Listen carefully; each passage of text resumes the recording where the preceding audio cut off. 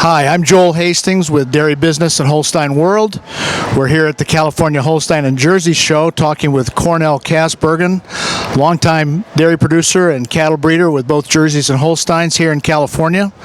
Cornell was telling us that he recently took a trip to the Midwest in Minnesota and was pretty impressed by some of the things he saw there. Cornell, tell us about your trip. Well, I took a trip back a couple weeks ago to see or just help with the new program that Land O'Lakes is rolling out with the base program. And what I saw was a whole different environment for what we're experiencing here in California. A lot of enthusiasm about the industry, a lot of people wanting to expand, and a lot of concern with the base program that Land O'Lakes is going to implement. But it was kind of like going back in time 20 years ago in California when there was 3 to 5% growth in California. And now we see that growth taking place in Minnesota and the surrounding states. It is exciting times there. Tell us a little bit about the situation here in California. We know that you and other cooperative leadership was very active last fall in supporting the asking for a hearing, a USDA hearing on implementing a federal milk marketing order here in California, which is really a historic development. Tell us a little bit about what you and your fellow California dairymen are dealing with here in the state. Well, we dealt with a drought with the drought we had the last 2 to 3 years, but really it's as I explained to the farmers in the dairy farmers in Minnesota, it was not only a drought of water, but it was a drought of money.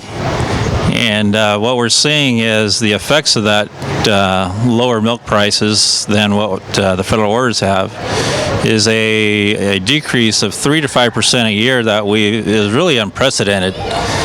And I think it's a long-term trend that we're going to be on for some time to come, given the economics and the environmental concerns, and then just recently the $15 an hour wage increase that's going to take effect in 2022. So a lot of negative factors influencing production here in California. And that lower percent you just mentioned was California state milk production. You're not talking about the price moves around, the prices drop, but that percentage reduction was in the state's milk production. Is that right? Right.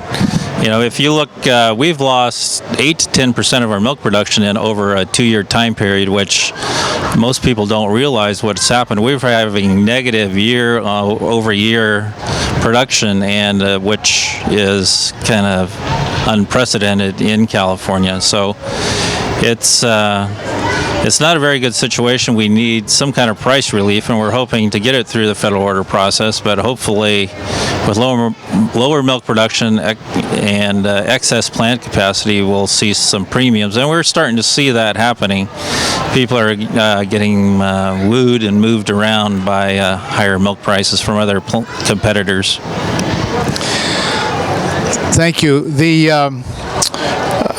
You shared with us that back in the Midwest, you explained your experience here in California as you and other dairymen have worked with base plans, and you helped them and tried to help them be less concerned about what the quota might mean. Just share a little bit of what you shared with them.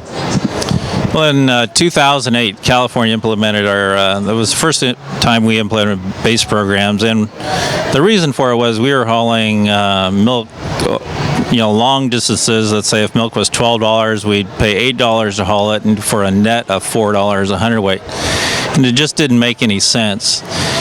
And so we put a base program in, and it doesn't mean the end of expansion. In fact, California reached its peak in 2014, so there is growth after base. And as I explained to some of our members in Minnesota, there's life after base. So it's not the end of growth, and I think it's just more a managed growth to manage the plant capacity to meet what the market is demanding. Thank you. One other question I'd like to ask. I know at your dairy you've recently been involved with an aggressive embryo program. You're implementing more genomic testing. Tell us a little bit about some of the breeding and reproduction programs you've got going on at your dairy. So we started on our Jersey adventure in 2011, and that brought us to a decision on how to get our genetics build up our genetics at a rapid pace. And one of the ways to do it was through IVF, or in vitro fertilization. And we began a program with Transova in 2011 where we sent donor cows back to Iowa and the embryos back to California. Then in 2014, we became a satellite center for Transova. And now we aspirate 6 to 10 of our own animals every 2 weeks, and then anywhere from 10 to 20 outside donors. And so we're making rapid progress, and we're genomic testing all of our animals.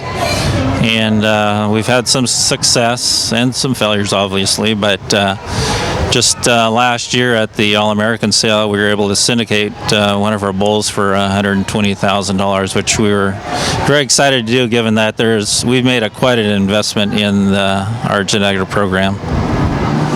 Thank you. Cornell Kasbergen from Rancho Teresita in Tulare, California.